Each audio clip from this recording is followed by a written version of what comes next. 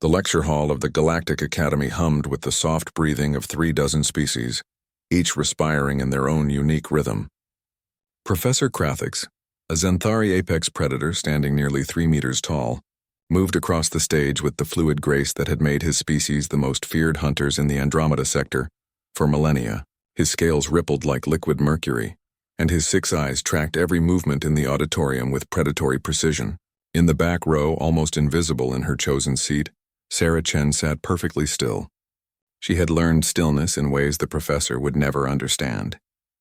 Not the stillness of prey freezing before a predator, though many assumed that's what they were seeing, but the stillness of someone who had survived 3 tours in Earth's deep space combat zones, where patience meant the difference between breathing and vacuum. "Today," Professor Krathix announced, his voice a rumbling bass that made the weaker species tremble, "we discuss the hierarchy of sentient species and their classification within the Galactic Council's framework." Sarah's stylus moved across her datapad without her eyes leaving the professor. She'd developed that skill too, in places where looking away could be fatal. "At the apex, naturally, we find species like my own," Krathix continued, his fangs glinting as he spoke. "Predators, hunters, those who evolved to survive by taking life." He gestured to a holographic display showing various species ranked by what the council termed evolutionary dominance. The Xanthari occupied the top tier, alongside 6 other apex predator species. Near the bottom, barely above the synthetic intelligences, floated humanity's designation. "And here," Krathix said almost apologetically, "we find the prey species. Those who survived through hiding, breeding rapidly, or," his eyes found Sarah in the back row, "through sheer adaptability and luck." Sarah didn't react. She'd heard worse. A Rigelian student, all tentacles and bioluminescence, raised an appendage. "Professor, isn't it unusual to have a human in advanced xenobiology, given their classification?" Krathix's scales shifted to a darker hue. Embarrassment, Sarah had learned. Miss Chen earned her place here through exceptional examination scores. The Academy does not discriminate based on evolutionary origin. But they did classify. They did judge. They did assume. The lecture continued for another hour, covering the biological advantages of predator species: enhanced reflexes, superior sensory perception, instinctive tactical thinking, and what Krathix called the hunter's patience, the ability to wait for the perfect moment to strike. Sarah took notes on all of it, her expression neutral. As the other students filed out, their various gaits and locomotion methods creating a symphony of movement, Sarah remained seated. She always waited until the rush cleared. Some called it strategic, others called it cowardice. She called it efficient. "Miss Chen," Krathix called out, his voice softer now without the acoustics of a full lecture hall. "A moment, please." She gathered her materials and descended the stairs, her boots silent on the metallic steps. Another habit from another life. Up close, Krathix was even more imposing. His species could tear through bulkhead doors, had reaction times measured in milliseconds, and possessed a bite force that could crush titanium alloys. The Council had designated them as Priority Level 1 combat species, authorized for military operations across the galaxy. Earth had never received such a designation. Humanity was classified as minimal threat potential. "I wanted to apologize," Krathix said, and Sarah saw his scales shift to a muted blue, sincerity in Xanthari body language. For the Rigelian's comment, and for the implications of today's lecture. "No apology necessary, Professor," Sarah replied evenly. "The classification system exists for a reason." "Perhaps." His multiple eyes studied her with an intensity that would have made most beings uncomfortable. "But I've been teaching for 15 cycles, and I've learned that classifications often blind us to reality. Your exam scores suggest capabilities that don't align with humanity's ranking." Sarah allowed herself a small smile. "We're adaptable." "Indeed." Krathix paused, then his demeanor shifted.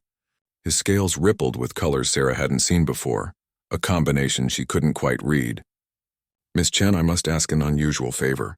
I need to leave the Academy early tonight before dark cycle. There is a personal matter requiring my attention." It was strange hearing an apex predator, a being who could request anything by right of evolutionary dominance, asking permission from a human. I'm not sure why you're asking me, Professor. Because, he said, and his scale shifted to something that looked almost like respect. You are the ranking military veteran in this course. I checked your file.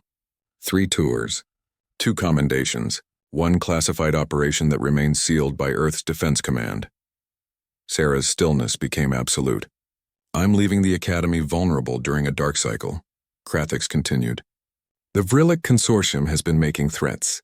Intelligence suggests possible action tonight. As the senior predator species faculty member, my absence creates a security gap. You have the Council's security forces, Sarah pointed out, who are trained to respond to conventional threats from classified predator species. His eyes locked onto hers. But if I've learned anything in my time teaching here, it's that humanity didn't survive on luck. You survived because you're something the Council hasn't figured out how to classify yet. The silence stretched between them. Your personal matter, Sarah finally said. Is it important? My offspring's hatching ceremony. It happens once per lifetime. Sarah nodded slowly. Go, Professor. I'll be in the library until 3rd shift. If anything happens, the security forces know how to reach me. Krathix's scale shifted through several colors rapidly. Gratitude, relief, and something else. Thank you, Miss Chen, though I'm curious. If there is an incident, what exactly would you do? No offense intended, but according to Council classifications. Sarah's smile was small but genuine. Professor, there's a reason my species survived long enough to leave our planet. We're not apex predators, no. We're persistent ones. We're the species that chased prey until it died of exhaustion. We're the species that learned to throw rocks, then spears, then fire. Across distances your reflexes can't compensate for. We're the species that takes the environment itself and makes it a weapon. Her eyes held his. We're not at the top of the food chain because we're the strongest or fastest. Then why? Because we're the ones who changed what the food chain means.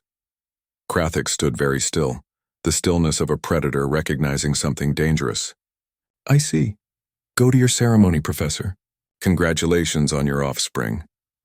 As the massive Zenthari left the lecture hall, his scales shifting to colors of contemplation, Sarah returned to gathering her materials. That night, when the Vrillik Consortium attempted their infiltration during Dark Cycle, they encountered something their evolutionary advantage hadn't prepared them for. Not an apex predator, not even a particularly physically impressive threat, just a human who'd learned that the best weapon in the galaxy wasn't fangs or claws or speed. It was the ability to turn anything, even the environment of an academy lecture hall, into a tactical advantage. By the time Krathix returned the next morning, the incident was already being classified by the Council. They would study it, analyze it, try to understand how a minimal threat species had neutralized 6 trained Vrillik operatives without firing a single shot. But Sarah Chen would just sit in the back row taking notes, still as stone. Some things didn't need classification. They just needed to be respected.